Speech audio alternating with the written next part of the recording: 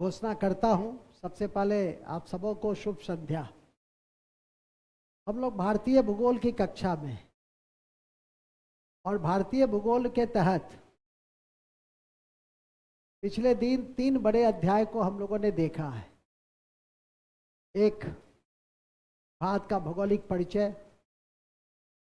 दूसरा, भारत का भौतिक विभाजन। और तीसरा, भारत का अपवाह तंत्र या नदियां।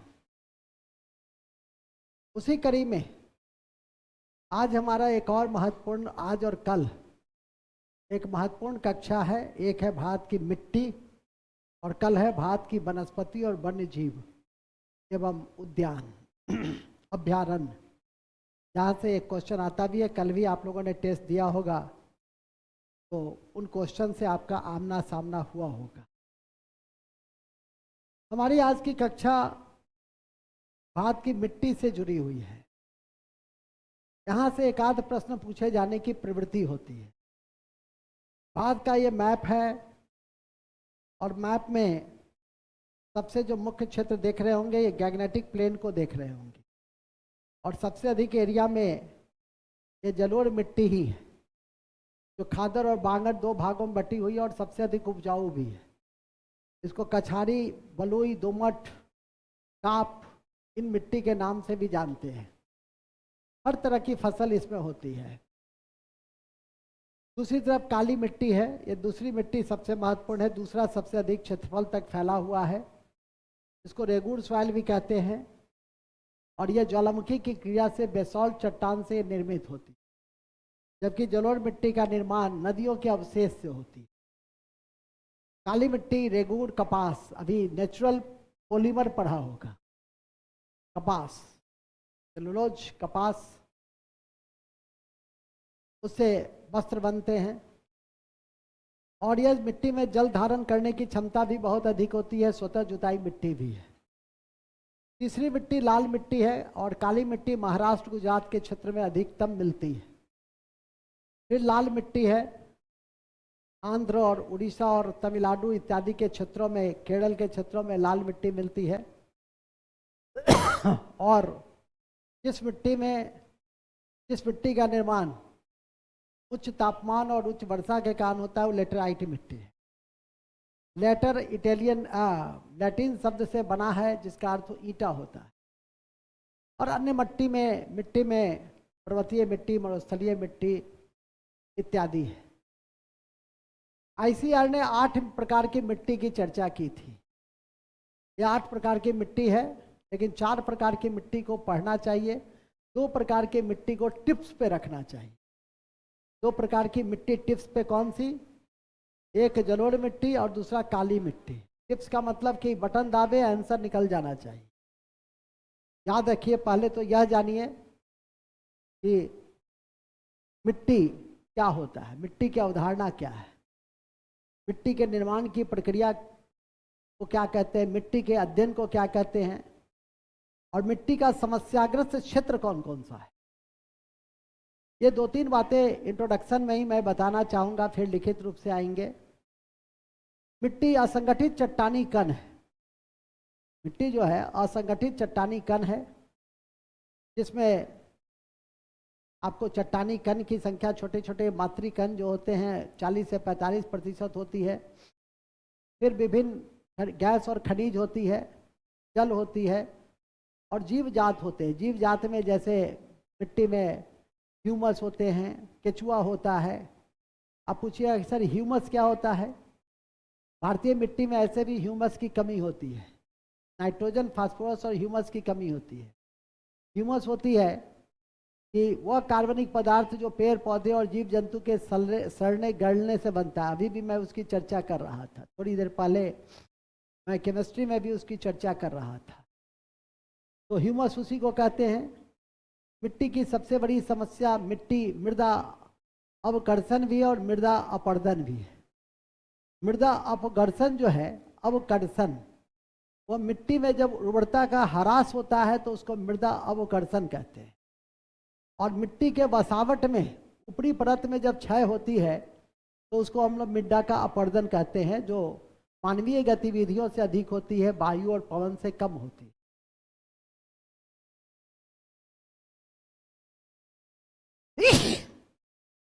मिट्टी के निर्माण की प्रक्रिया को पेडोजेनेसिस कहते हैं और मिट्टी के अध्ययन को पेडोलॉजी कहते हैं।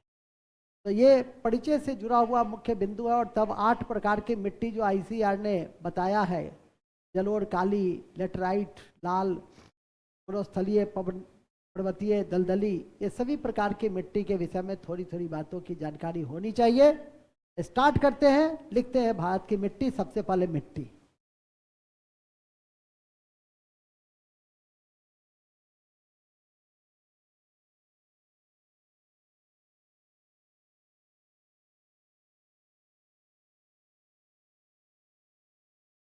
देखेंगे सबसे पहला मिट्टी। मिट्टी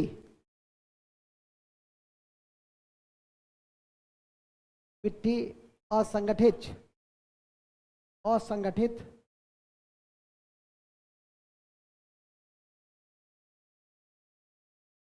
असंगठित चट्टानी कण को कहते हैं। मिट्टी असंगठित, असंगठित चट्टान के कण को कहते हैं।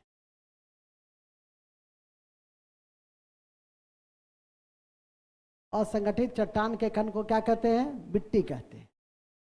जो कहाँ पाई जाती है? भूप्रॉपर्टी, पृथ्वी की ऊपरी सतह पर पाई जाती है। तो भूप्रॉपर्टी का जो असंगठित कण होगा वो क्या कहलाएगा? मृदा कहलाएगा। क्या कहलाएगा? मृदा कहलाएगा। क्या कहलाएगा? मृदा कहलाएगा।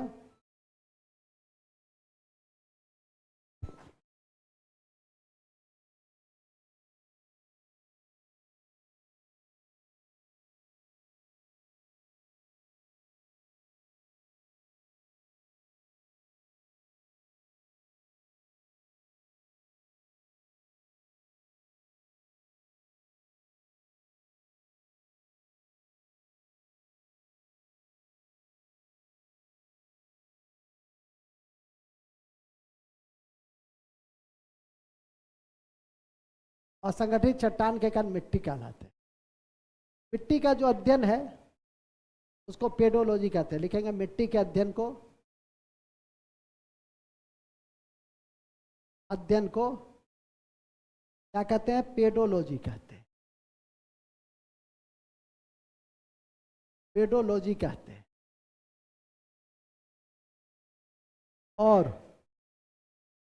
और मिट्टी के निर्माण की प्रक्रिया को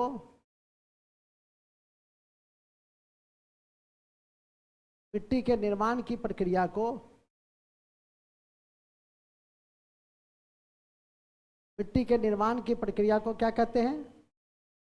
मिट्टी के निर्माण की प्रक्रिया को हम लोग क्या कहते हैं? पेडोजेनेसिस। पेडोजेनेसिस।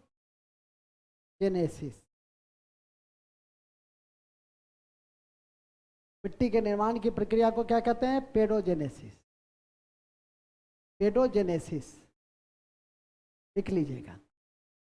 मिट्टी के निर्माण की प्रक्रिया को हम लोग पेडोजेनेसिस के नाम से जानते हैं। किस नाम से जानते हैं? पेडोजेनेसिस के नाम से जानते हैं। अब आ जाइए। अब ये है मिट्टी आपकी, ये मातृ चट्टान के कण है।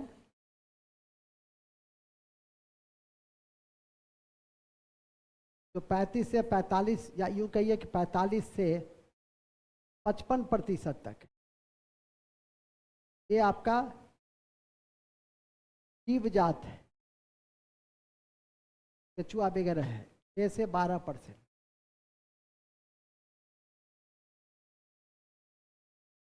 यह आपका विभिन्न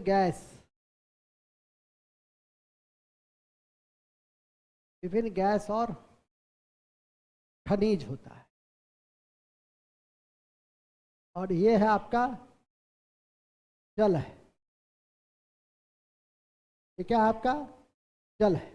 इसलिए जिस मिट्टी में जल अधिक पाया जाता है वो मिट्टी क्या होती है? अच्छी मिट्टी मानी जाती है। अच्छी क्यों? क्योंकि उसमें नमी होगी, नमी होगी तो क्या होगी? उर्वरता होगी। मरुस्थल में नमी होगी? नहीं होगी, उसमें जल कमी होगी, इसलिए वहाँ की मिट्टी अच्छी नहीं है। और इसकी जो प्रतिशत है वो 15 से 35% तक, ये भी और ये भी। अब ये सारा चीज ये क्या है? यही मिट्टी है। मिट्टी में क्या रहता है? मिट्टी में रहता है मातृ चट्टान, मिट्टी में रहता है जीव जात, मिट्टी में रहता है जल, मिट्टी में रहता है विभिन्न गैस और खनिज। तो ये सब मिलाकर क्या हो गया? मिट्टी हो गया। अब मिट्टी की समस्या है दो। मिट्टी की समस्या क्या है? ये मिट्टी की दो समस्या है। एक समस्या है मृदा अपकर्षण, अवकर्षण, और दूसरी समस्या है वह है मिट्टी अपरदन, मृदा का अपरदन। ये दो समस्या है आज की तारीख में। ये मृदा अपकर्षण क्या है? जब मिट्टी के उर्वरता में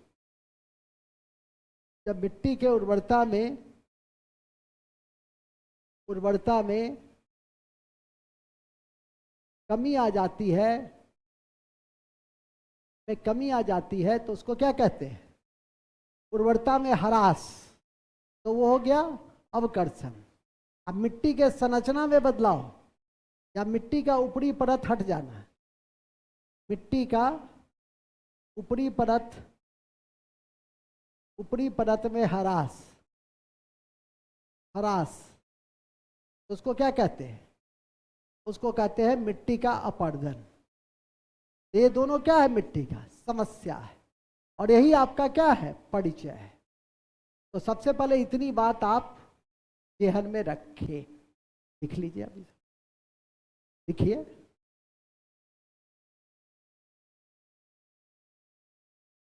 लिख लिए? सब लोग लिख लिए हैं? प्रकाश जी नहीं लिखे हैं तो लिख लीजिए ना, इसको चार्ट बना लीजिए। क्या है?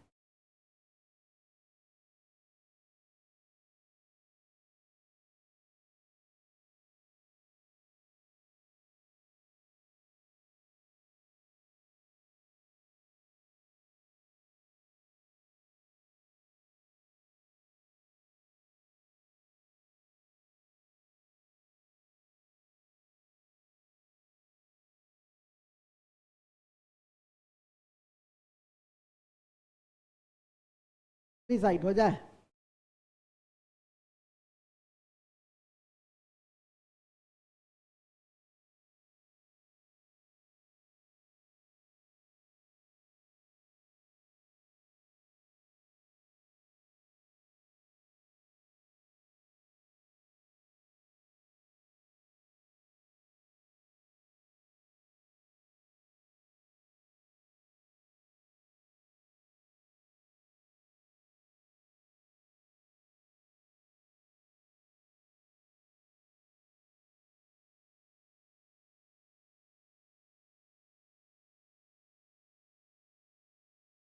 हो गया?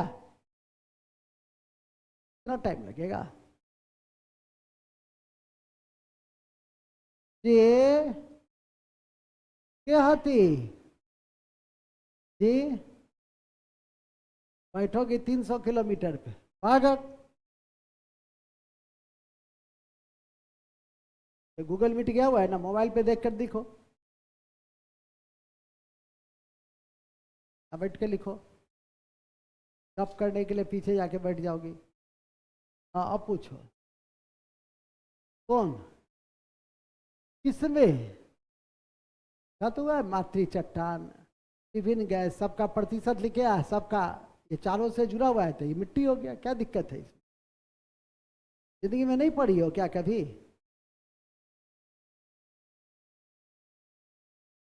वो तो क्या, सबका प्रतिशत ले लोगी तो मिट्टी का हो गया वो। वही मिट्टी का क्या हो गया? कंपोनेंट हो गया। ठीक है, बुझी कि नहीं बुझी? ये प्रतिशत है 45 से 55, ये है 15 से 35, ये है 15 से 35, ये 6 से 12, खत्म।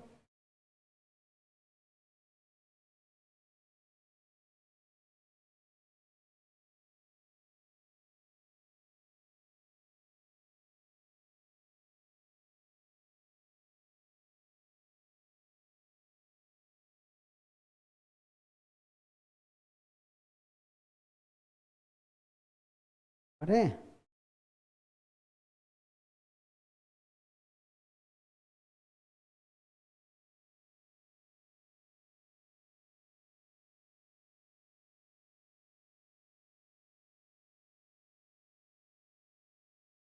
चलिए अब आ जाइए, हम लोग पुनः आ जाते हैं कहाँ?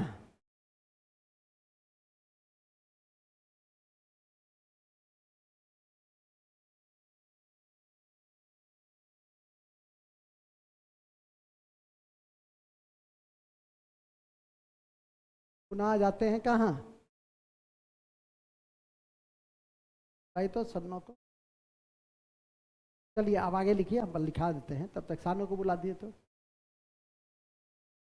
लिखेंगे। आईसीएआर के अनुसार,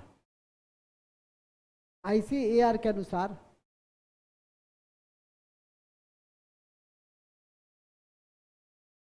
आईसीएआर के अनुसार भारतीय मिट्टी को, भारतीय मिट्टी को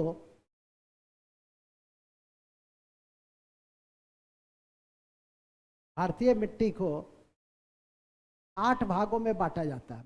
लाओ पीपीटी लाओ ना। 8 भागों में बांटा जाता है।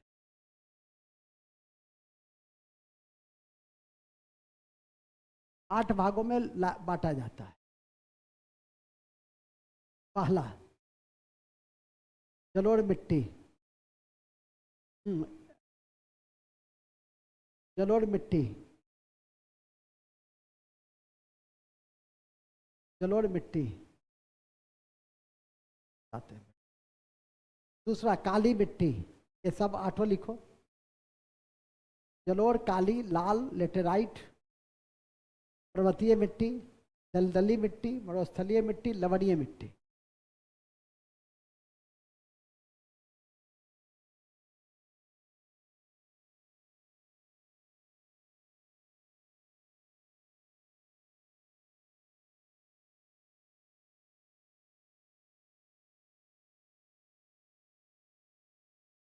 ठीक है,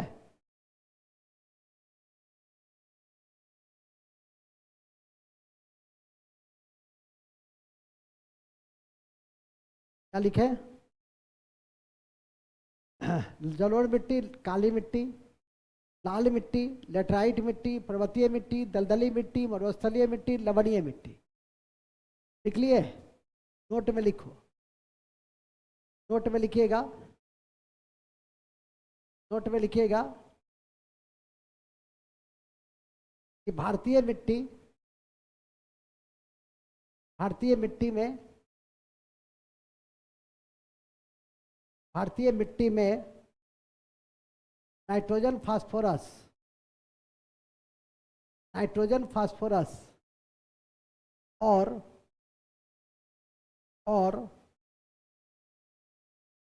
ह्यूमस की कमी होती है, और ह्यूमस की कमी होती है, और ह्यूमस की कमी होती है, ह्यूमस की कमी होती है। नोट नंबर 2, ह्यूमस वह भूरे और काले रंग का कार्बनिक पदार्थ है। ह्यूमस वह भूरे काले रंग का कार्बनिक पदार्थ है, भूरे काले रंग का कार्बनिक पदार्थ है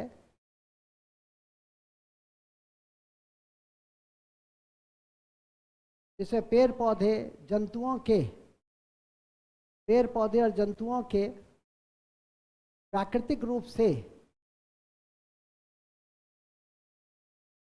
पेड़ पौधे और जंतुओं के सड़ने से या प्राकृतिक रूप के से सड़ने से जो कार्बनिक पदार्थ बनता है, जो कार्बनिक पदार्थ बनता है उसे ह्यूमस कहते हैं। जो कार्बनिक पदार्थ बनता है उसे ह्यूमस कहते हैं, उसे ह्यूमस कहते हैं। ये क्या कहते हैं? ह्यूमस। तो ह्यूमस क्या है? देखा, ह्यूमस क्या है? कार्बनिक पदार्थ है। तो कैसे बनता है? वो काले रंग के बनता है। जो सड़ने गड़ने से, प्राकृतिक रूप से, ऐसा नहीं कि उसको कृत्रिम रूप से सड़ा हो, वो प्राकृतिक रूप से जो सड़ेगा गलेगा, उससे जो अवशिष्ट बनेगा वही आप, उससे जो कार्बनिक पदार्थ जो अवशिष्ट के रूप में रहेगा उसको हम लोग ह्यूमस कहते हैं। तो भारतीय मिट्टी में नाइट्रोजन, फास्फोरस और ह्यूमस की कमी होती है, इसलिए भारतीय किसानों के द्वारा यूरिया का मांग किया जाता है। हालांकि आजकल हम लोग उसके मांग को फ्रीज करने के लिए नैनो यूरिया और नीम कोटेड यूरिया का भी प्रयोग शुरू कर दिए हैं, जिसके कारण जो यूरिया का आयात बिल बढ़ गया था उस आयात बिल में भी कमी आ रही है। ये बहुत बड़ा चेंज है जिसको ध्यान में रखना है, ठीक है कि नहीं? ये भी लाइन लिख सकते हो। नाइट्रोजन की कमी के कारण ही यूरिया की मांग, यूरिया की मांग, यूरिया की मांग, यूरिया की मांग भारतीय किसानों के द्वारा,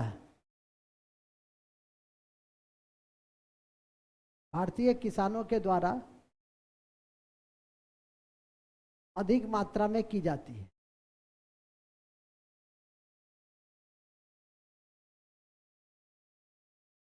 अधिक मात्रा में की जाती है,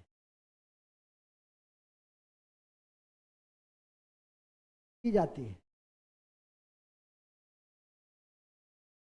इसे रोकने के लिए, इसे रोकने के लिए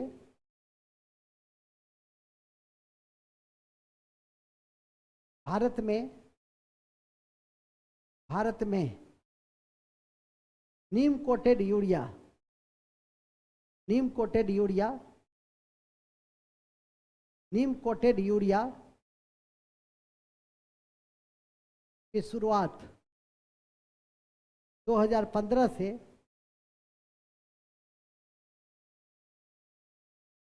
2015 से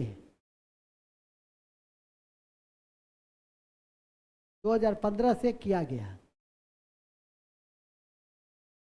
किया गया 2015 से किया गया। नीम कोटेड यूरिया मिट्टी में, नीम कोटेड यूरिया मिट्टी में यूरिया के घुलने की दर को कम कर देता है। नीम कोटेड यूरिया मिट्टी में यूरिया के घुलने के दर को कम कर देता है,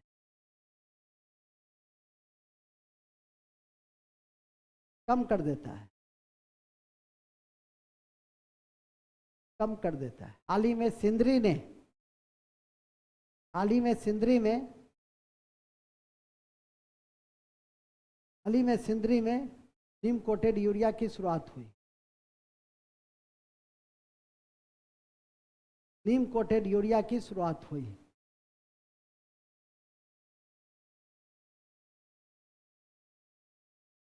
शुरुआत हुई। कौन बताएंगे? यूरिया का यूरिया का निर्माण शरीर के एक अंग में भी होता है, जो ऑलरेडी पढ़ा चुके हैं बायोलॉजी में, आ चुके हैं ना? हाँ, किस में है? शरीर के कौन से अंग यूरिया के निर्माण से जुड़े हुए हैं, यूरिया के निर्माण में हिस्सा लेता है? लेता है, लीवर लेता है, ठीक है? इस पार्ट से सुनते हैं, पढ़ते हैं, इस पार्ट से निकल जाता है। नोट में लिख दीजिए, यूरिया का निर्माण लीवर में होता है, लाल कलम से। यूरिया का निर्माण लीवर में होता है।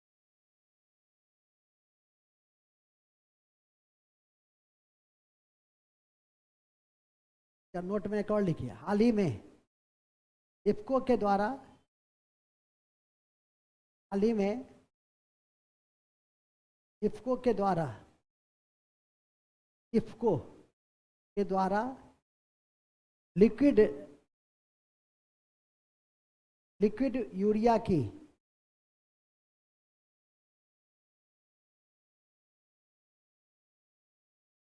ठीक है, यूरिया की निर्माण काम शुरू किए गए।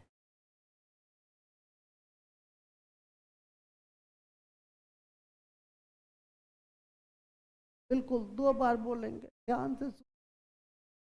पहली बार बोल रहा हूं कि लिक्विड यूरिया का निर्माण इफ्को ने किया, और दूसरी बार बोल रहा हूं इफ्को ने लिक्विड यूरिया का निर्माण शुरू किया। दोनों एक ही है कि दोनों दो है? तो एक ही है।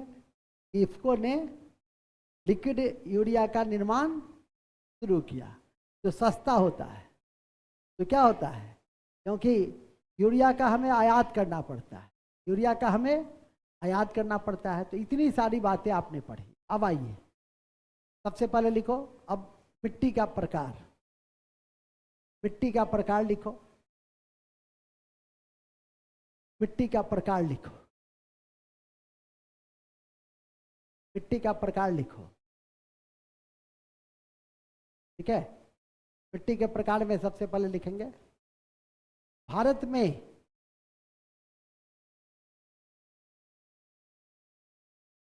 भारत में सबसे महत्वपूर्ण मिट्टी जलोढ़ है। जलोढ़ है क्योंकि इसका सबसे अधिक एरिया है, क्योंकि इसका सबसे अधिक क्षेत्र है, वह क्षेत्र में भी है, 40% एरिया में है भारत के, है ना?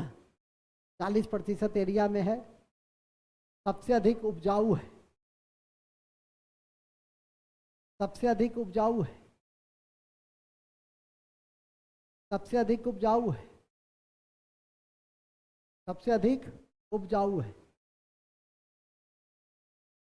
ठीक है, क्योंकि यह नदियों के अवसाद से बनता है, क्योंकि यह नदियों के अवसाद से बनता है, क्योंकि यह नदियों के, पढ़ाइए ना जी, क्या पढ़ा हुआ नहीं ना था? पढ़ा है। इतना बड़ा अपने है उतना ही बड़ा बोतल भी रखती है।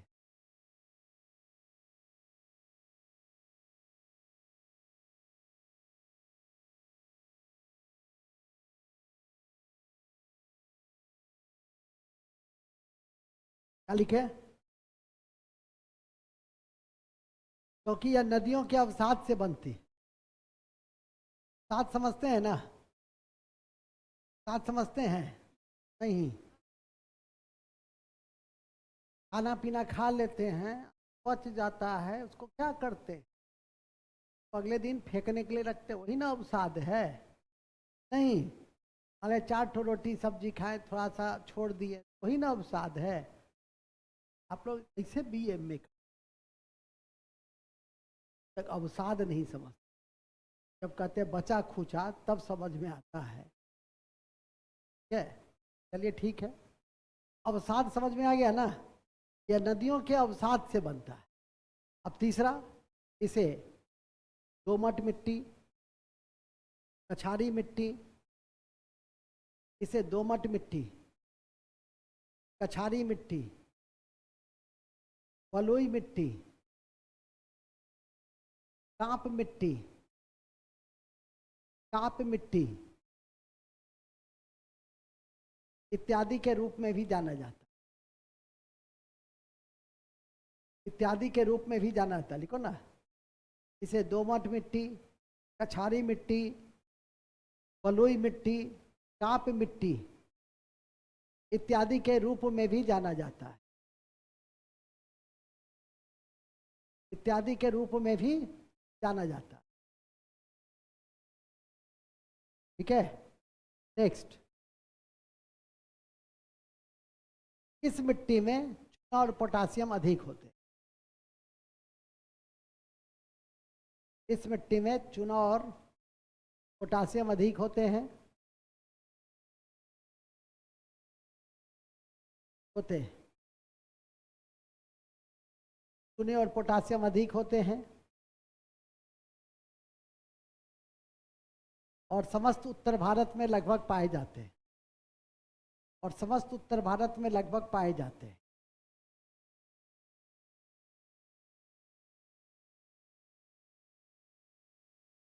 पाए जाते हैं। अब आइए, इस मिट्टी में धान की खेती अधिक होती है क्योंकि पानी अधिक है। धान की खेती अधिक होती है, ऐसे सभी फसल बोए जाते हैं, ऐसे सभी फसल बोए जाते हैं, किसी भी फसल में कोई कमी नहीं है, ऐसे सभी फसल बोए जाते हैं। ठीक है, सभी फसल बोए जाते हैं, ऐसे सभी फसल बोए जाते हैं, ऐसे सभी फसल। जलोढ़ मिट्टी में क्या क्या बातें हैं? पहली बताइए कि यह सबसे उपजाऊ है, सबसे अधिक क्षेत्र में फैला है, क्यों? और यह नदियों के अवसाद से बनता है तो सबसे अधिक उपजाऊ है। जिसे कांप मिट्टी, दोमट मिट्टी, बलुई मिट्टी, कछारी मिट्टी के नाम से भी हम लोग जानते हैं। इस मिट्टी में चूना और पोटास अधिक होता है, नाइट्रोजन फास्फोरस तो कम है ही। इसके अलावा यह मिट्टी समस्त उत्तर भारतीय मैदानी क्षेत्र में मिलते हैं, 40% क्षेत्र तक फैला हुआ है। और यह मिट्टी में धान की खेती मुख्यतः होती है क्योंकि पानी अधिक होती है, तो स्वाभाविक है कि धान की खेती बेहतर होगी। अन्य खेती भी इसमें हो सकती है। यही जलोढ़ मिट्टी के विषय में, अंग्रेजी में इसको अलुवियल सॉइल कहते हैं, हिंदी में इसको जलोढ़ कहते हैं। इस जलोढ़ मिट्टी के दो भाग होते हैं, एक होता है खादर, पहले ही पढ़ चुके हैं हम लोग, और एक होता है बांगर। नई जलोढ़ जो होती है उसको खादर कहते हैं, पुरानी जलोढ़ जो होती है उसे बांगर कहते हैं। तो इन्हीं शब्दों के साथ हमारी जलोढ़ मिट्टी की कक्षा क्या हो गई। अब यह आपका काम है कि आप इसको कितने लंबे समय तक कितना बढ़िया से याद करके रखते हैं। पढ़ने के बाद, समझने के बाद, लिखवाने के बाद किसकी ड्यूटी हो जाती है। और फिर अभी एक परत, एक टेस्ट होता रहेगा, वो सब तो चलता ही रहता। उसमें आप कितना इंथ्रिस्टिक रूप में, कितना कमिटमेंट के साथ अपनी गलतियों को सुधारते हैं, वो तो आप पर पर्सन टू पर्सन डिफरेंट करता है। ठीक है कि नहीं? अभी पकड़े हैं तो नीचे भी ले रहे हैं, ठीक है कि नहीं? एक विद्यार्थी ऐसे मार रहा है, क्या पढ़ेगा? तो नहीं पढ़े वही ज़्यादा ठीक है। ठीक है कि नहीं? बढ़िया है, पढ़ाई जब कीजिए तो पूरे उत्साह से कीजिए, कमिटमेंट से कीजिए। ठीक है कि नहीं? तो इतना यदि रखिएगा तो पक्का हो जाएगा, नहीं रखिएगा तब क्या होगा? तब तो बहुत छोटी परीक्षा जो होती है वो भी पास करने में कठिनाई होती है। लाखों की सीट होती है, उसमें भी लड़के लटकते हैं कि नहीं लटकते? नहीं पढ़िएगा तो लटकेगा ही, पढ़िएगा तो पास करने से कोई रोक नहीं सकता। तो हम हमेशा कहते हैं। आगे चलिए, हो गया जलोढ़, सारा चीज़ कंप्लीट है। अब आ जाइए काली मिट्टी। काली मिट्टी, काली मिट्टी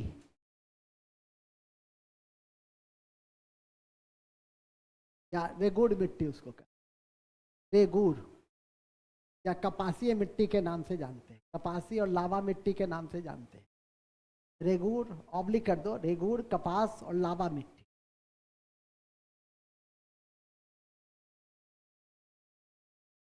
अब भाई इसका निर्माण कैसे हुआ? जैसे जलोढ़ मिट्टी का निर्माण कैसे हुआ? नदियों के अवसाद से। उसी तरह से काली मिट्टी का निर्माण कैसे हुआ? तो जल ज्वालामुखी विस्फोट से बेसॉल्ट चट्टान बना, और बेसॉल्ट चट्टान के टूटने, फूटने और जमने से हजारों लाखों वर्ष की प्रक्रिया के बाद सबसे बहुमूल्य प्राकृतिक संसाधन कौन सा है? मिट्टी। अब तो मिट्टी को बचाने के लिए दिवस भी होता है, अंतर्राष्ट्रीय दिवस है, विश्व मृदा दिवस मनाया जाता है। कब? विश्व मृदा दिवस मनाया जाता है 5 दिसंबर। आयरलैंड का राजा था भूमिबोल, उसी के सौजन्य से ये 5 दिसंबर को हम लोग क्या मनाते हैं? वर्ल्ड सॉइल डे मनाते हैं। कि आज का तारीख में मिट्टी को बचाना बहुत बड़ी प्राथमिकता हो गई। ये मिट्टी ही नहीं बचेगा तो खाइएगा क्या? बारूद, हाँ, मिसाइल, रेडार, हमेशा ध्यान दीजिए कि युद्ध आज की तारीख में यदि युद्ध करते हैं तो वो मानव के लिए ज़्यादा संहारकारी होता है, क्योंकि हर देश छोटे से छोटे, बड़े से बड़े देश के बाद युद्ध का अस्त्र शस्त्र का क्या है, जखीरा है। देख रहे हैं कि 1 साल से यूक्रेन रूस का सबसे बड़ा देश को पानी पिलाए, अभी तक तो नहीं हथिया पाया है। ठीक है कि नहीं? तो स्पष्ट है, मूल में आ जाइए। तो यहाँ ये ध्यान रखिएगा। तीसरा है कि मिट्टी का रंग लाल, काली मिट्टी, ये एवं लिख दिए, बेसॉल्ट चट्टान के टूटने से बनता है, लिखेंगे। इसका निर्माण बेसॉल्ट चट्टान के टूटने से बनता है। बेसॉल्ट चट्टान के टूटने से इसका निर्माण होता है।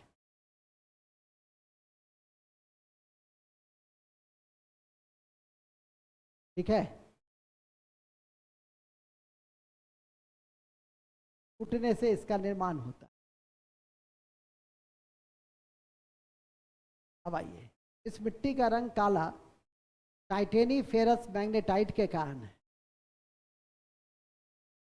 इस मिट्टी का रंग काला, इस मिट्टी का रंग काला टाइटेनी फेरस मैग्नेटाइट के उपस्थिति के कारण है। टाइटेनी फेरस मैग्नेटाइट के उपस्थिति के कारण है। टाइटेनी फेरस मिट्टी के, टाइटेनी फेरस मैग्नेटाइट के उपस्थिति के कारण है। टाइटेनी फेरस मैग्नेटाइट के उपस्थिति के कारण है।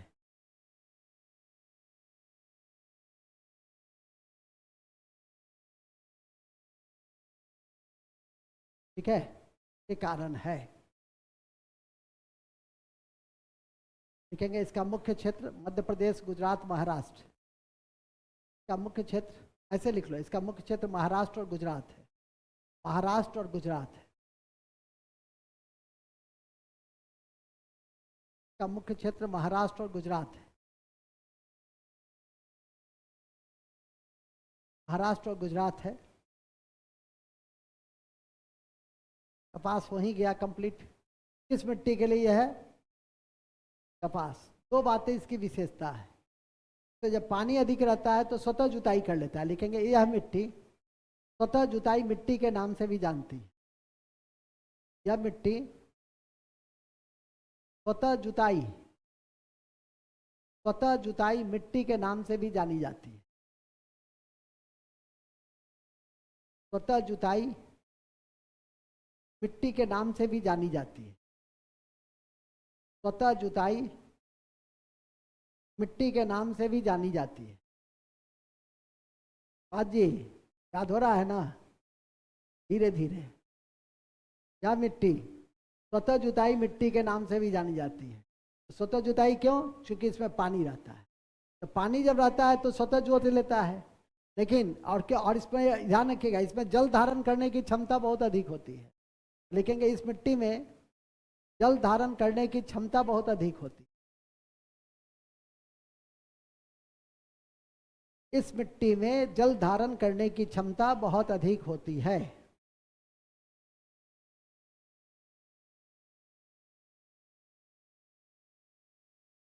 ठीक है, तो लिखिएगा नहीं तो भी काम चल जाएगा कि यह मिट्टी जब पानी अधिक होता है तो चिपचिपी हो जाती है, गीली और चिपचिपा स्वाभाविक है। और जब पानी नहीं रहता है तो यह दरार पैदा हो जाती है। देखते होंगे फिल्म मदर इंडिया का प्रचार, पुरानी फिल्म थी मदर इंडिया, नरगिस की। ठीक है कि नहीं? तो उसमें तो मिट्टी का वर्गीकरण, या इंडिया टुडे वगैरह में जब अकाल उकाल पड़ता है, सूखा तो अकाल नहीं पड़ता है, सूखा पड़ता है, तो जिस मिट्टी का फोटो खींचा जाता है वो इसी का फोटो खींचा जाता है, दरार वाली मिट्टी। क्योंकि सूखती है तो ये मिट्टी दरार पैदा करती है। कौन मिट्टी? काली मिट्टी। ठीक है, तो लिख लो, सूखने पे दरार पैदा करती, सूखने पे दरार पैदा करती है। सूखने पर यह मिट्टी दरार पैदा करती है। सूखने पर यह मिट्टी दरार पैदा करती है। सूखने पर यह मिट्टी क्या पैदा करती है? दरार पैदा करती। सूखने पर यह मिट्टी दरार पैदा करती। ठीक है, दो मिट्टी मैंने कहा था कि दो पहले पचा लो। तो काली मिट्टी में क्या क्या बोलोगी? खड़ी हो जाओ। क्या क्या बोलोगी? पहला, वेरी गुड, ज्वालामुखी विस्फोट और बेसॉल्ट चट्टान के टूटने फूटने के बाद बनता है। Very good. दूसरा, वेरी गुड, इसमें कपास की खेती होती है, इसलिए सर इसे कपासीय मिट्टी और रेगुड़ मिट्टी और लावा मिट्टी भी कहते हैं।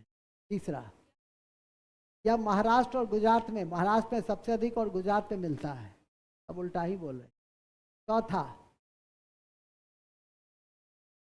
चौथा तो रही हो, यह मिट्टी स्वतः जुताई करता है क्योंकि इसमें जल धारण क्षमता अधिक होती है।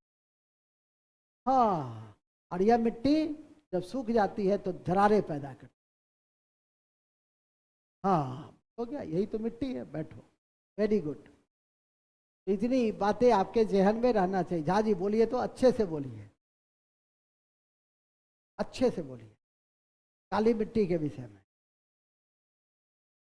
काली मिट्टी को रेगुड़ी मिट्टी कहते हैं। कौन अच्छे से बोलेगा जिसका सुन करके मन प्रसन्न हो जाए? प्रभात जी बोलिएगा, कोशिश कीजिए। बैठिए।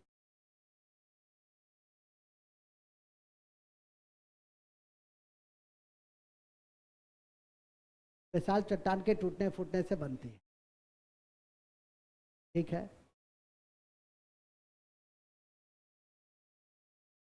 काली मिट्टी का काला रंग टाइटेनियम।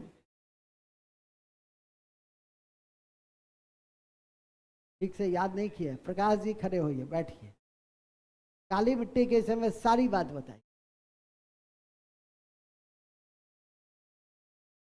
हाँ हाँ। हम्म।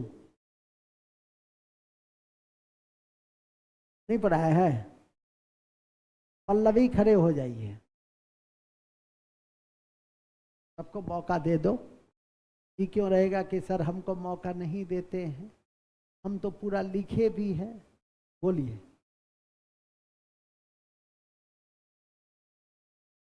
हाँ,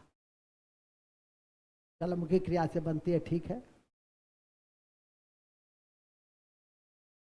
हाँ, सूखने पे दरार पैदा करती है। ठीक है, ठीक है। महाराष्ट्र गुजरात में अधिक मिलता है। ठीक है। और दो बातें बहुत महत्वपूर्ण थी जिसको छोड़ दिए। कौन सी दो बातें हैं? तुम बोलोगी? खड़ी हो जाओ, बैठो। नहीं, वो जो छोड़ दी है सो तो बात तुम। इसमें जल धारण की क्षमता सबसे अधिक होती है। हाँ, इसका काला रंग टाइटेनी फेरस मैग्नेटाइट के कारण होता है। ठीक है, चलो बैठ जाओ।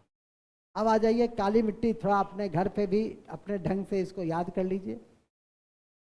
लाल मिट्टी। ठीक है, लिखेंगे यह मिट्टी, यह मिट्टी प्रायद्वीपीय भारत में, प्रायद्वीपीय भारत में कम वर्षा वाले क्षेत्र में, प्रायद्वीपीय भारत में कम वर्षा वाले क्षेत्र में होती है।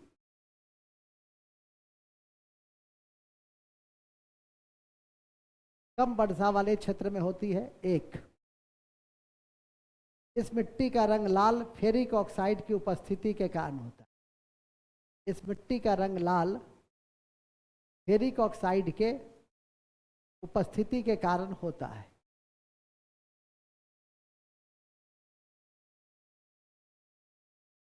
नेक्स्ट, इस मिट्टी में लोहा और सिलिका की अधिकता होती है। इस मिट्टी में लोहा और सिलिका की अधिकता होती है। लोहा और सिलिका की अधिकता होती है। लोहा और सिलिका की अधिकता होती है।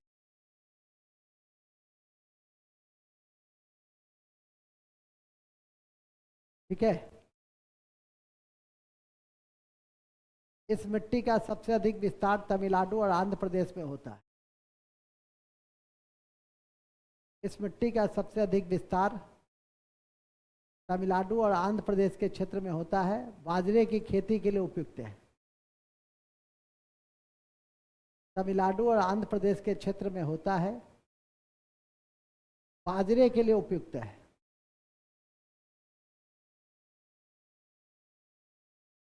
बाजरे के लिए उपयुक्त है।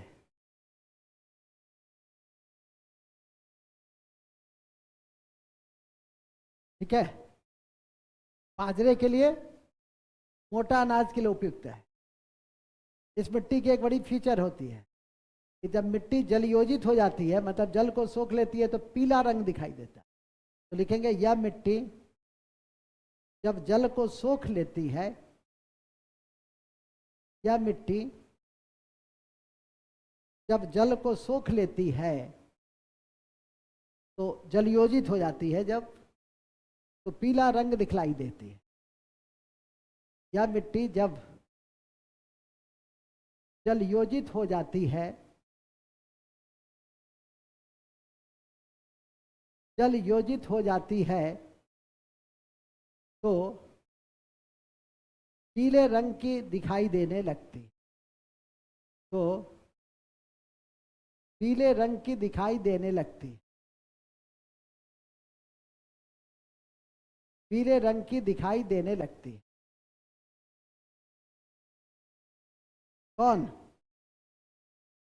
कौन कौन? लाल मिट्टी, लाल मिट्टी, लाल मिट्टी। अब आ जाइए, पीले हो गया, लाल हो गया। अब चौथा मिट्टी लिख दीजिए, लेटेराइट मिट्टी। लेटेराइट मिट्टी, लेटेराइट मिट्टी, लेटेराइट मिट्टी। अच्छे से लिखिए इसको, लेटेराइट मिट्टी। लैटिन शब्द लेटर से निकला है, जिसका अर्थ ईंटा होता है। लेटराइट मिट्टी लैटिन शब्द लेटर से निकला है, लैटिन शब्द लेटर से निकला है, जिसका अर्थ क्या होता है? ईंटा होता है।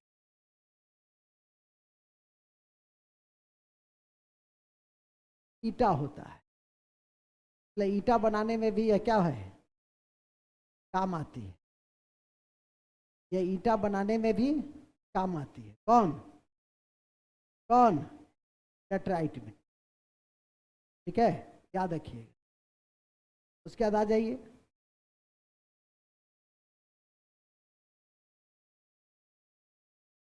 यह मिट्टी उच्च तापमान और अधिक वर्षा वाले क्षेत्र में मिलती है। यह मिट्टी उच्च तापमान और वर्षा वाले क्षेत्र में मिलती है। उच्च तापमान और वर्षा वाले क्षेत्र में मिलती है। उच्च तापमान और वर्षा वाले क्षेत्र में मिलती है। बहुत इंपॉर्टेंट है, मिलती है। इसीलिए लिखेंगे, इसलिए इस मिट्टी को मखरैली मिट्टी भी कहते हैं।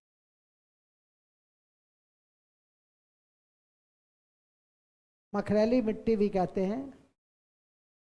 यह मिट्टी का रंग भी लाल होता है फेरिक ऑक्साइड के कारण। इस मिट्टी का रंग भी लाल होता है, इस मिट्टी का रंग भी लाल होता है फेरिक ऑक्साइड के कारण। फेरिक ऑक्साइड के कारण, फेरिक ऑक्साइड के कारण इस मिट्टी का रंग भी लाल होता है, लाल होता है। ये बहुत इंपॉर्टेंट है। और उससे भी इंपॉर्टेंट है, ये अति महत्वपूर्ण है कि इस मिट्टी में लिचिंग या निछालन की प्रक्रिया देखने को मिलती है। इस मिट्टी में निछालन या लिचिंग की प्रक्रिया देखने को मिलती है।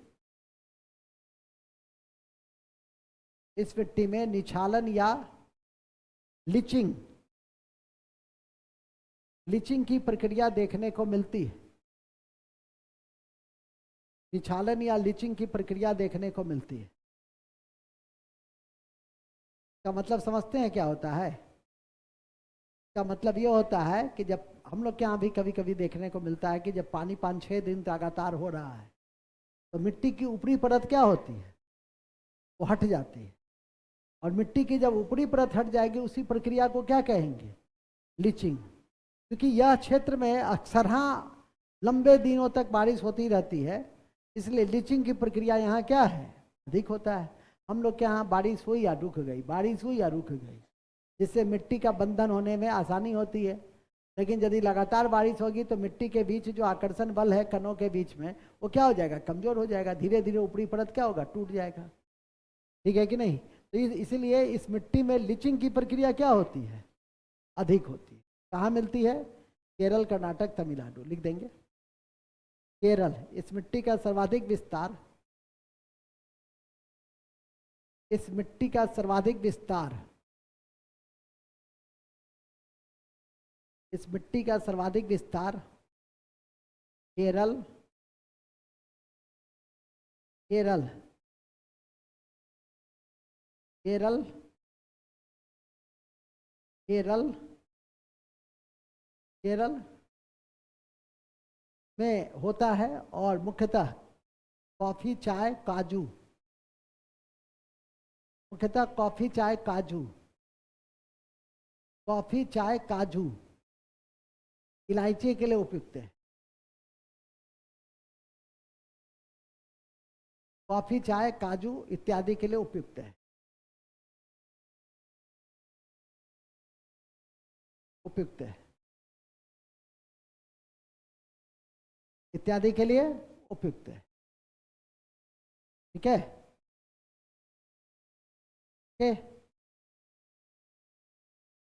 ठीक है। और ईंट बनाने में काम आता है, वो तो ऊपर ही लिख लिए है कि कौन सी मिट्टी ईंट बनाने में ज्यादा काम आती है।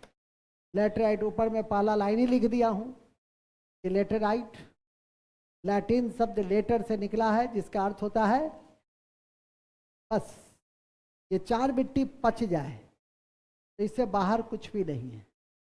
अब जो कुछ भी मैं बता रहा हूं वो कॉपी भरने के लिए बता रहा हूं। लिखेंगे 5वीं मिट्टी है लवणीय मिट्टी। कॉपी भर लीजिए। लवणीय मिट्टी, इसकी प्रकृति क्षारीय होती है, इसकी प्रकृति क्षारीय होती है। और इस मिट्टी को रेह, कल्लर, ऊसर, और इस मिट्टी को रेह, कल्लर, ऊसर के नाम से जाना जाता है।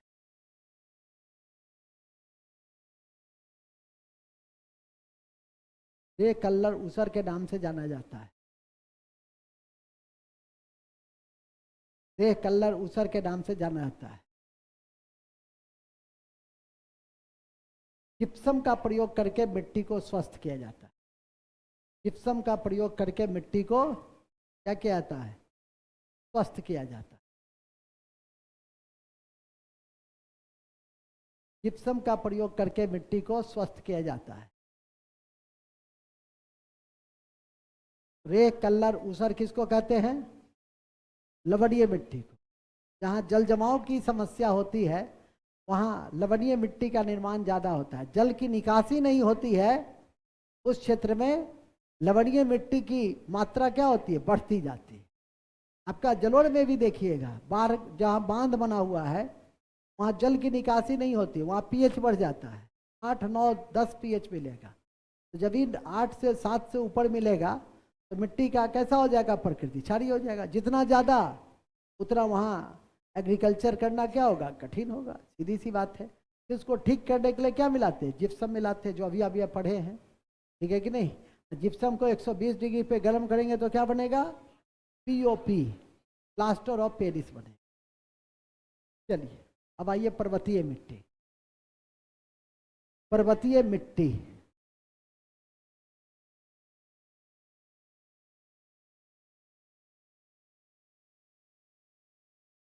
पर्वतीय मिट्टी नाम से ही स्पष्ट है, पर्वतीय मिट्टी कहाँ मिलेगा? पर्वत में।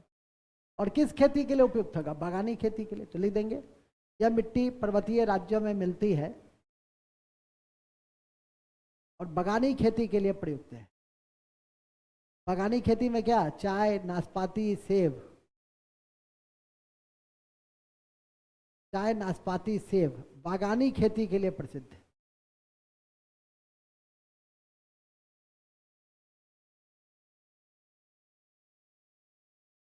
बागानी खेती के लिए प्रसिद्ध है। सेब, नाशपाती, चाय। सेब, नाशपाती, चाय के लिए जानी जाती। ठीक है। लास्ट है, 7वां है मरुस्थलीय मिट्टी। भी पढ़े भी थे, अभी मैं बता भी रहा था कि मरुस्थलीय मिट्टी में पानी की मात्रा क्या रहती है? कम होती है। लिखेंगे मरुस्थलीय मिट्टी में पानी की मात्रा कम होती है। मरुस्थलीय मिट्टी में पानी की मात्रा कम होती है। ठीक है। मरुस्थलीय मिट्टी में पानी की मात्रा कम होती है। ठीक है, कम होती है, इसीलिए यह मिट्टी कम उपजाऊ होती है। बाजरा ज्वार के लिए उपयुक्त है। बाजरा और ज्वार के लिए उपयुक्त है। बाजरा और ज्वार के लिए उपयुक्त है। बाजरा और ज्वार के लिए उपयुक्त है। बाजरा और ज्वार के लिए उपयुक्त है। ठीक है। थार क्षेत्र में मिलता है। थार क्षेत्र कहाँ? पढ़े थे ना, राजस्थान, गुजरात, पंजाब, हरियाणा, ये सब थार क्षेत्र में आता है। मुख्यतः राजस्थान थार क्षेत्र में मिलता है। 8वीं मिट्टी कौन सी है? दलदली मिट्टी। नाम ही से स्पष्ट है, दलदली। जहां वर्षा अधिक होगा, तो वर्षा जहां अधिक होगा वहां ह्यूमस भी अधिक होगा। सबसे इंपॉर्टेंट पॉइंट यही है कि कौन सी ऐसी मिट्टी है जिसमें ह्यूमस की मात्रा अधिक होती है। क्यों? क्योंकि पानी की अधिकता है। तो लिख देंगे दलदली मिट्टी अधिक वर्षा और वनस्पति के सड़ने के कारण विकास करती है। अधिक वर्षा और वनस्पति के सड़ने के कारण विकसित होती है। अधिक वर्षा और वनस्पति के सड़ने के कारण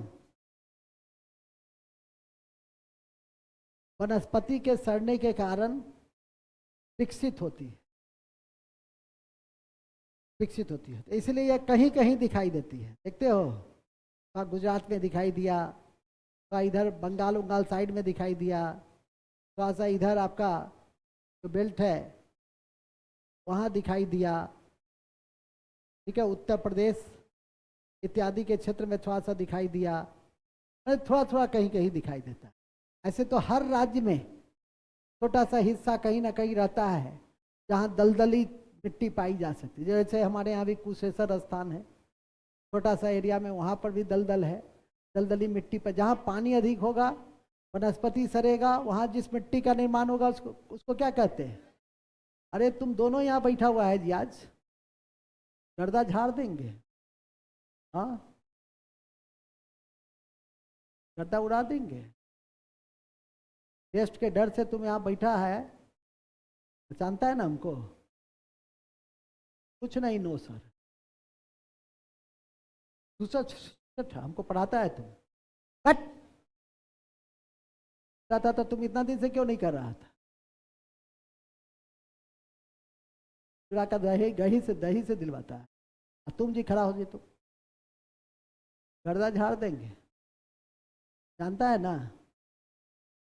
पूरा मत ज्यादा, मास्टर को ठगोगे तो अपने जिंदगी भर ठगाओगे। देखते हैं, मॉनिटरिंग शुरू किए हैं तो देखिए, डर से बैठा हुआ है, क्लास कर रहा है, क्योंकि परीक्षा में वो असलियत पता चलेगा।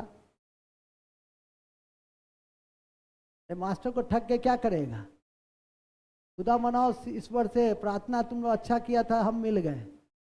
तो कुत्ता नहीं पूछता, पढ़ाया गया मास्टर, पता चलता है। यहाँ इतना खोज खबर रखते हैं तभी हाल है। टेस्ट के डर से बैठा हुआ है। 1 सप्ताह से चल रहा है ज्योग्राफी, एक दिन भी नहीं था। आज जब किए तो ये भी आज कर रही है। क्या पूछती, हमको समझ में नहीं आता है तो कर रहे। कल से टेस्ट रहेगा ज्योग्राफी का, सब दिन नीचे जाकर बैठ के देना है। पढ़ाई करवा चुके हैं, जाकर वीडियो देखो, ज़्यादा रिवाइज करना है, नीचे जाकर टेस्ट दो, समझा? बैठ, सब लोग कान खोलकर सुन लीजिए। यह कक्षा उसके लिए है जिसके लिए छूट गया है। रिवीजन के लिए वीडियो भेजते हैं ऑलरेडी, समझाते हैं, वो ठगता है। एक चैप्टर यदि छूट जाएगा तो जीना मुहाल कर देता है। सर वो चैप्टर सर छूटा हुआ है, तो करा दिए थे ना, तो दूसरी बार चल रहा है 4 महीना में।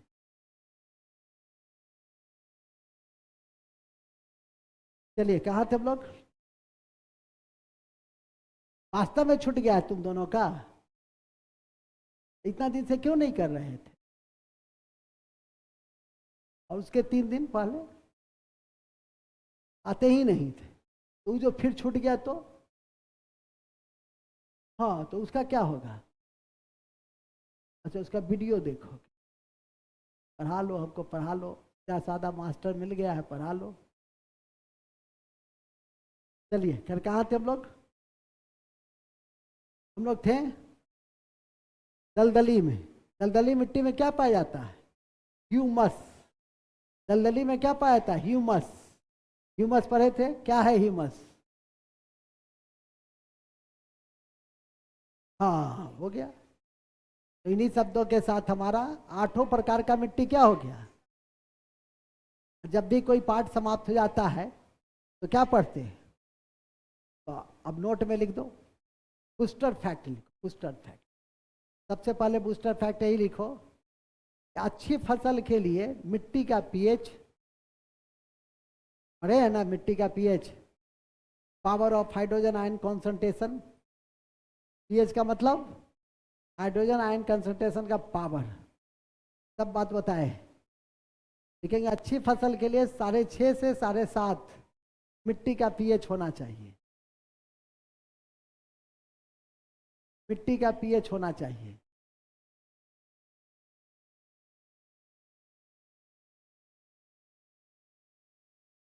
मिट्टी का पीएच होना चाहिए।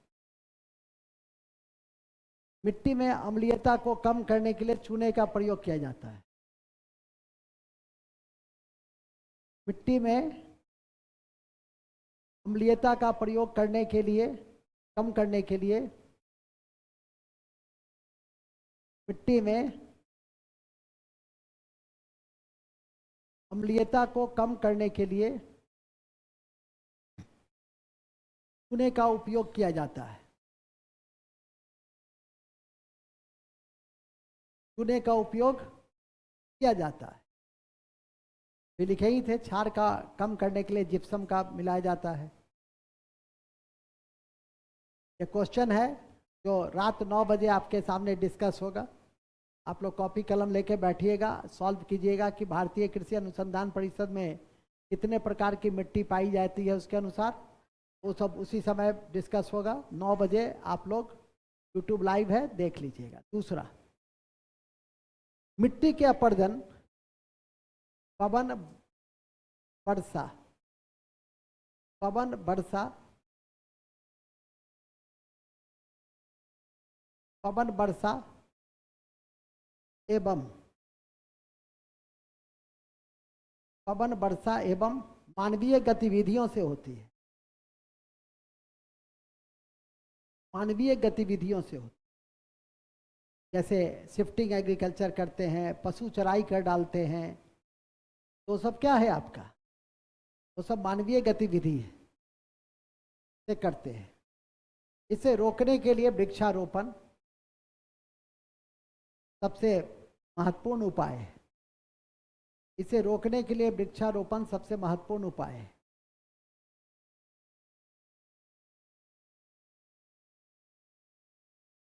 इसे रोकने के लिए वृक्षारोपण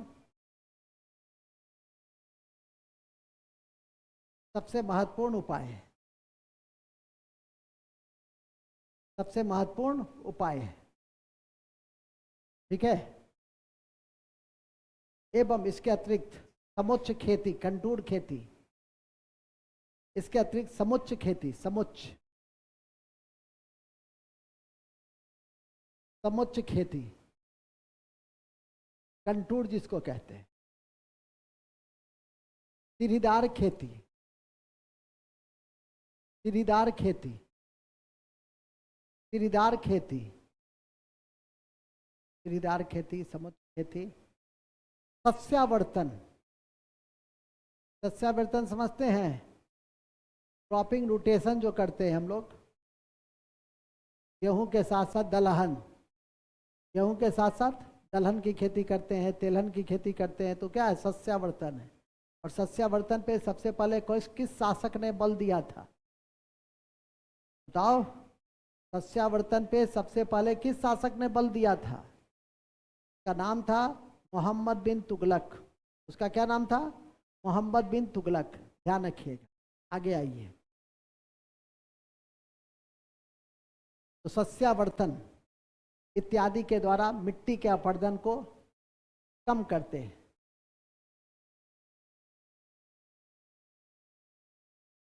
कम करते हैं। मिट्टी के अपरदन को रोकने के लिए सबसे अच्छा उपाय क्या है? वृक्षारोपण। भिक्षारोपण नहीं। हाँ हाँ, डांटो मत हमको। हाँ हाँ, वृक्षारोपण, फॉरेस्टेशन। अभी कौन सा राज्य सबसे ज्यादा एक दिन में पेड़ लगाया था और रिकॉर्ड बनाया था गिनीज बुक में? आसाम। ठीक है, ध्यान रखना। सब करेंट में, विविधा में, क्वेश्चन में उसकी चर्चा करते हैं। जैसे पिछले दिन किए थे ना 25 क्वेश्चन, एकदम बढ़िया से एक बार और देख लीजिएगा। जैसे क्वेश्चन फंसेगा ही फंसेगा। ठीक है कि नहीं? उसी तरह से आज भी 50 क्वेश्चन का कम से कम 20 मिनट 25 मिनट लगेगा। आप लोग अपना कॉपी पे लिखते रहिए, देखिए लिखिए पहला का बी। जब जब मैं कहूँ कि सी है, अपना ठीक है तो ठीक है, सही ठीक नहीं है तो फिर मूल्यांकन कर लीजिए कि 50 में हमने 20 लाया, 15 लाया, 30 लाया, 40 लाया, जो लाया सो लाया। ठीक है कि नहीं?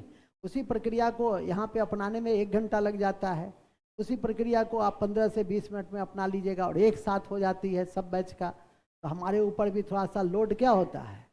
कम हो जाता है। नहीं तो सुबह भी करा रहे हैं, शाम भी करा रहे हैं, बीच में ही करा रहे हैं, थोड़ा सा प्रेशर बढ़ जाता है। चलिए ठीक है, आगे चलिए। एक लिख देंगे Kajri. Kajri, central arid zone research institute. Central arid zone research institute. Central arid zone research institute.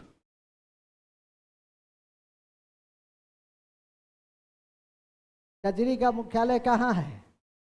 कौन बताएंगे? प्रकाश, तुम भी पढ़ता उड़ता नहीं है ज्यादा। जोधपुर। कजरी का मुख्यालय कहाँ है? जोधपुर।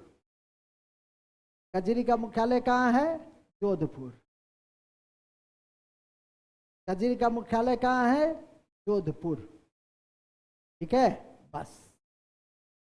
तो इन्हीं शब्दों के साथ आज हमारी यह कक्षा क्या हो गई? समाप्त हो गई ना? तो मिट्टी कैसा लगा आप लोग को? समझ में आ गई ना? अच्छा तो लगेगा ही। बात समझ में आई कि नहीं आई? और समझ के साथ साथ कुछ याद रहा कि नहीं रहा? विशेष तो आपका काम है, घर पे याद कीजिए। हमारा काम है कि अच्छे से समझा देना, बता देना, बुझा देना, लिखा देना। कहीं कोई कंफ्यूजन है ह्यूमस में, कहीं कोई कंफ्यूजन है सस्यावर्तन में, जो कठिन कठिन जैसे हमने बताया, तो आप खड़े हो जाइए। मृदा अवकर्षण और मृदा अपरदन में क्या अंतर है? खाए थे ना? बताओ। ये बताए थे, जस्ट बताए हैं।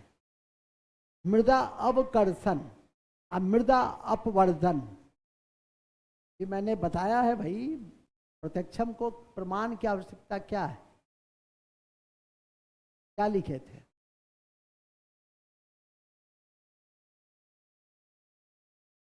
मिट्टी के उर्वरता में जब कमी होगी तो उसको अवकर्षण कहेंगे, और मिट्टी के ऊपरी परत का जब ह्रास होगा तो उसको क्या कहेंगे? अपवर्धन कहेंगे। अपवर्धन अवकर्षण में अंतर समझें, और दोनों एनसीईआरटी फैक्ट है, इसलिए दोनों को कंठाग्र कर लीजिएगा। और इसको रोकने के लिए सबसे अच्छा उपाय क्या है? वृक्षारोपण, सस्यावर्तन, सीढ़ीदार खेती, कंटूर खेती, समुच्चय खेती, ये सब इसका उदाहरण है। और मिट्टी की उर्वरता को भी कमी लाने के लिए सबसे अच्छा उपाय क्या है कि आप मिट्टी में ह्यूमस की मात्रा बढ़ाइए। रासायनिक खाद की जगह हरी खाद का प्रयोग कीजिए, ढेंचा, हरी खाद अपनाइए, मिट्टी को स्वस्थ बनाइए, सबसे अच्छा उपाय। तो उससे मिट्टी का उत्पादन में क्या हो जाएगी? कमी जो होगी वो स्थिर हो जाएगी। और मिट्टी यदि स्थिर और स्वस्थ रहेगी तो आपका फसल भी क्या रहेगा? स्वस्थ रहेगा। अब फसल स्वस्थ रहिएगा तो आप क्या रहिएगा? आप भी स्वस्थ रहिएगा। तो सब चीज किससे जुड़ा हुआ है? मिट्टी और पानी से जुड़ा हुआ है। मनुष्य का व्यवहार भी पानी और मिट्टी से ही जुड़ा हुआ है। इसलिए ये दो तत्व की शुद्धता पर पर्याप्त ध्यान देने की आज जरूरत है। जय हिंद, ऑल द बेस्ट। किसी को कोई कंफ्यूजन है मिट्टी में तो हमसे पूछ सकता है। ये नहीं कि हसुआ के विवाह में खुरपी का गीत नहीं गाना है कि सर वेदांचली वन क्या होता है, ठीक है, और सर सदाबहार वन में क्या अंतर होता है? तो वनस्पति में ना वन पढ़िएगा जो कल पढ़िएगा। ओके, आज के लिए 6:45 हो रहे हैं, 7 बजे तक घर जाइए, 1 घंटा पढ़ लीजिएगा। जो महिलाएं हो खाना वाना बना करके, और 9 बजे से पहले 2-4 मिनट पहले जुड़ जाइएगा। यूट्यूब लाइव भेज दिए हैं, कोड भेज दिए हैं, अब समय पर आप लोग जुड़ जाएंगे। और उसमें काम यदि 1-2 मिनट लेट होता है तो वो टेक्निकल कारणों से लेट होता है, तो इस बात को ध्यान में रखें। चलिए, जय हिंद, थैंक यू।